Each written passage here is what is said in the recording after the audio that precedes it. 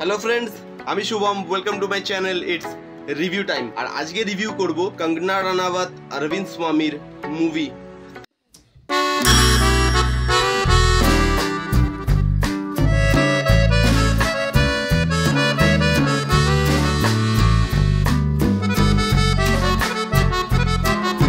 Direct করেছে এল বিজয়। মুভির কাস্টে আছে কঙ্গনা রানাওয়াত, অরবিন্দ স্বামী, ভাগ্যশ্রী। ওকে, মুভিটা রাইটিং করেছে বা মুভির ডায়লগ লিখেছে কে.ভি. বিজেন্দ্র প্রসাদ, যিনি এস রাজামৌলির ফাদার ছিলেন, এবং হিন্দি ডাবে এই মুভিটা ডায়লগ লিখেছে রজত অরোরা। সো এবার যদি গল্পটা বলি, গল্পটা আপনারা সবাই জানেন, এটা আমাদের তামিলনাড়ুর former prime minister late Shrimati জয়ললিতার বায়োপিক। তার পুরো লাইফ জার্নিটা দেখানো হয়েছে, বিকজ তার লাইফটা এতটা আপস অ্যান্ড ডাউনসের মধ্যে গেছে।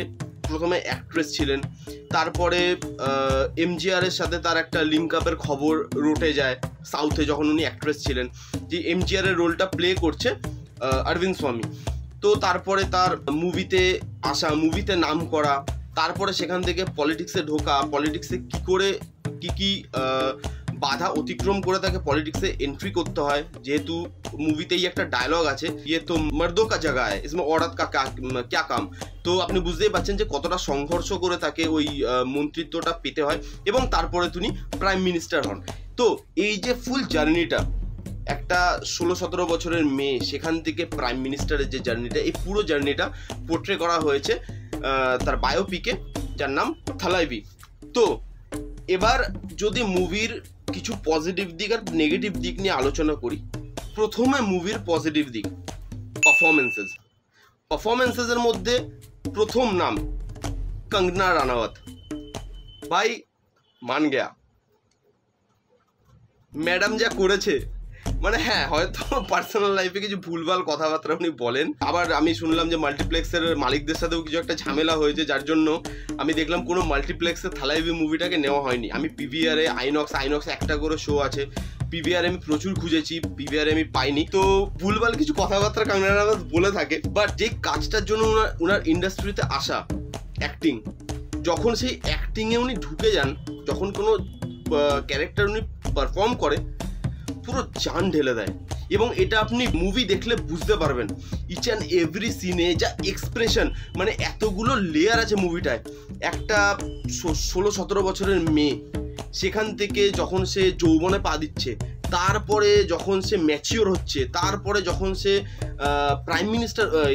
চিফ মিনিস্টার হচ্ছে, এত লেয়ারে, প্রত্যেকটা জায়গায় আলাদা আলাদা এক্সপ্রেশন, আর এক্সপ্রেশনগুলো জাস্ট কিলার।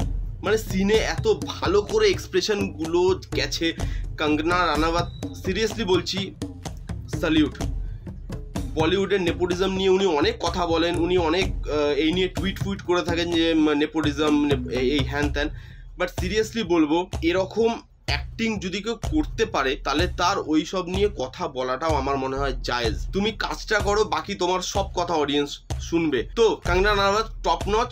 অনেকে বলছে এর নাকি এটা নেক্সট ন্যাশনাল অ্যাওয়ার্ড কঙ্গনাই পাবে এবছরে। তো I don't know national award কে পাবে, সেটা তো দিনই ডিসাইড করবে, বাট ন্যাশনাল অ্যাওয়ার্ড পাওয়ার মতো পারফরমেন্স কিন্তু এটা অবশ্যই। এরপর তার সাথে যে হিরো হিসাবে রোল প্লে করেছে অরবিন্দ স্বামী, যে এমজিআরের রোল প্লে করেছে, অরবিন্দ স্বামীকে নিয়ে আর কি বলবো।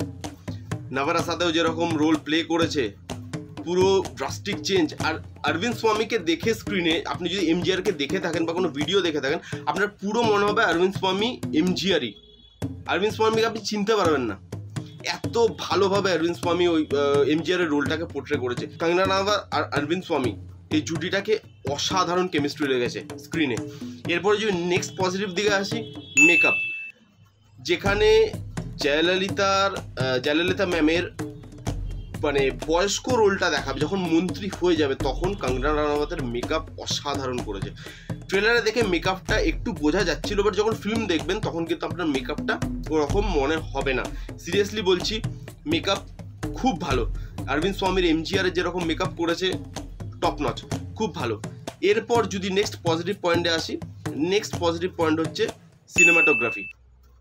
যেভাবে সিনেমাটাকে এগিয়েছে, যেভাবে প্রত্যেকটা ভালো ভালো মানে জায়গায় মানে ফিল্মটাকে যেরকম কিক দরকার ছিল সেই ডায়লগ দিয়ে, ক্যামেরা ওয়ার্ক দিয়ে সেই জায়গায় কিক তৈরি করেছে যে না আগের সিনে আরও জোশ, আরও এরকম এনথুজিয়াস্টিক, সিরিয়াসলি অসাধারণ। আর এই সিনেমাটা দেখে যারা জয়ললিতা ম্যামের লাইফ স্টোরি জানেন না বা যারা জানেন তারা দেখলে ওইটাকে ফিল করতে পারবেন যে একটা মহিলার এই দেশে এগিয়ে যাওয়াটা কতটা কষ্টের এবং কত বাধা অতিক্রম করতে হয়। এবং সিরিয়াসলি জয়ললিতা ম্যামকে দেখে এক ফোঁটাও বোঝা যায় না যে তিনি লাইফে এত স্ট্রাগল করে আজকে এই জায়গাটা এসছে। সবসময় মুখে একটা হাসি, সবসময় একটা মানে মাতৃত্বের ভাব, জাস্ট অসম। সো এরপরে নেক্সট পজিটিভ পয়েন্ট হচ্ছে সেট ডিজাইনটা আমার মনে হয় এখানে খুব ইম্পর্টেন্ট ছিল, বিকজ 90s একটা সেট ডিজাইন রিসেন্ট টাইমে যখন পলিটিক্স জয়েন করছে তখন একটা সেট ডিজাইন অসাধারণ, খুব লার্জ স্কেলে মুভিটা বানানো হয়েছে। একটা সিন আছে যখন জয়ললিতা ম্যাম মানে কঙ্গনা রানাওয়াত একটা শোতে পারফর্ম করতে যাবে, ওইখানে সেট ডিজাইনটা খুব ভালো হয়েছে। কঙ্গনা রানাওয়াত নাচতে কতটা পারে আমি জানি না, বাট ওইখানে নাচটাকে কোনোভাবে ম্যানেজ করেছে, খুব ভালো লেগেছে দেখতে। তো এই ছিল মুভির পজিটিভ দিক। আমি মোটামুটি সব পজিটিভ দিকে আলোচনা করে নিয়েছি যেগুলো আমার মনে হয়েছে।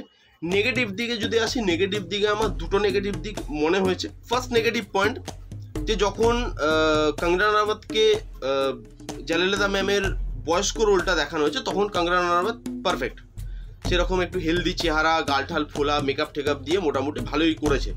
বাট যখন ওই 15, 16 বা 17 বছরের বা 20 বছরের মেয়েটাকে দেখাচ্ছে তখন কঙ্গনা রানাওয়াতকে দেখে কোথাও মনে হচ্ছে যে না এজ তো ম্যাটার করে এবং মেকআপ দিয়ে সেই এজটাকে ঢাকা যায় না।